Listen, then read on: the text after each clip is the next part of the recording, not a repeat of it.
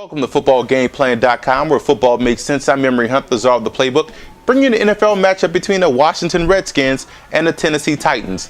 Now, you look at the Redskins coming into this game, you just want to burn the tape. Forget about last week. Let's start back fresh. You're coming into a place like Tennessee where it's a hostile environment, so it's important while you're playing on the road to establish the run. You guys got to get that running game going. You have Keelan Williams. We don't know if Ryan Terrain is going to be back healthy with that hamstring. We don't know if Clinton Porter is going to be back there. But whoever's going to be back there at the tailback spot, which is most likely Keelan Williams, you guys have to get that running game going. That's going to put that pressure on the Titans defensive line to step up, man up, and stop the run. And therefore, your play action pass will be more effective, because if you come in trying to be pass happy and match their passing game like you try to do with the Eagles, you're going to find yourself getting off the field on third down and find yourself behind the scoreboard and behind the chains offensively. So you want to come in, establish a run. That's first and foremost. Second, take your time. Don't try to press. I want to see more McNabb on the move. One thing that's a staple of the Mike Shanahan offense is that quarterback bootleg and that waggle. You got to get McNabb on the move, change your launch pad spots. He can throw the football accurately on the run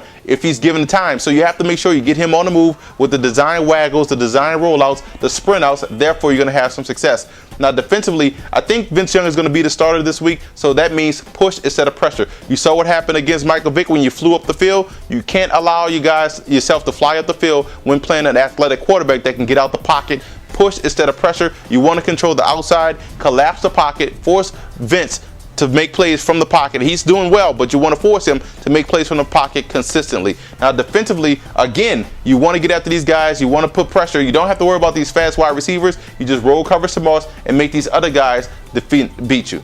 Now, for Tennessee coming to this game, one thing that you guys have that you do well, you guys are able to run from all types of formations. So this week, playing against a team that runs a 3-4, I look at the matchup between Bo Scaife and that outside linebacker for the Washington Redskins and Arakpo. If Scaife can contain Arakpo and keep him at bay, keep him at the line of scrimmage, then Chris Johnson is going to be able to get the edge. Chris Johnson is going to be able to get to the corner. He's going to be able to take it to the house. So it's up to that offensive line and these tight ends to win at the point of attack against an aggressive style defense like the Washington Redskins. Also, in your passing game, don't try to force the football to boss. You have a lot of talented targets that can make plays, that excel at making plays underneath and intermediate. So work those guys into the offense. That's going to back up that pressure. That's going to force these outside linebackers to play coverage instead of coming up the field. So don't press in the passing game trying to get the football to Moss deep. Work your short passing game. Work your intermediate routes. That's going to loosen up pressure. They're going to back up off the line of scrimmage, and Chris Johnson is going to be able to pick and slide his way through a hole and hit the home run. Now, defensively, what you have to do, you have to turn up the pressure on McNabb. Force these guys to get rid of the football quickly. McNabb doesn't want to get back there in the pocket and get rattled, so he's a guy that wants to step up and fire the football down the field accurately. So one thing that you have to do defensively, turn up that pressure on those tackles. Young tackles back there. Trent Williams is a guy that's a rookie, so you want to front load the pressure to his side. See if he's able to effectively block McNabb's blind side consistently throughout the game. Another thing you want to do defensively, you want to take away the number one target in the passing game. That's Santana Moss. So I would line up Cortland Finnegan on Santana Moss, have him matched up with him all day, take away that number one target, and force McNabb to go to guys like Armstrong, force him to go to Cooley, force him to go to these other wide receivers like Galloway. Make these other guys beat you consistently, and you can have some success.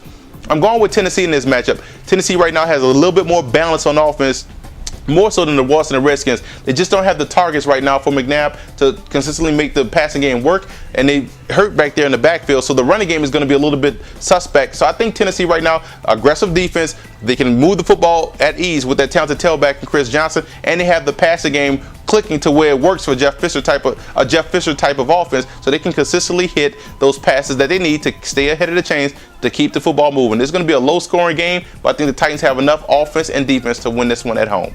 For more NFL previews, visit footballgameplan.com/NFL or visit our YouTube channel at youtube.com/footballgameplan.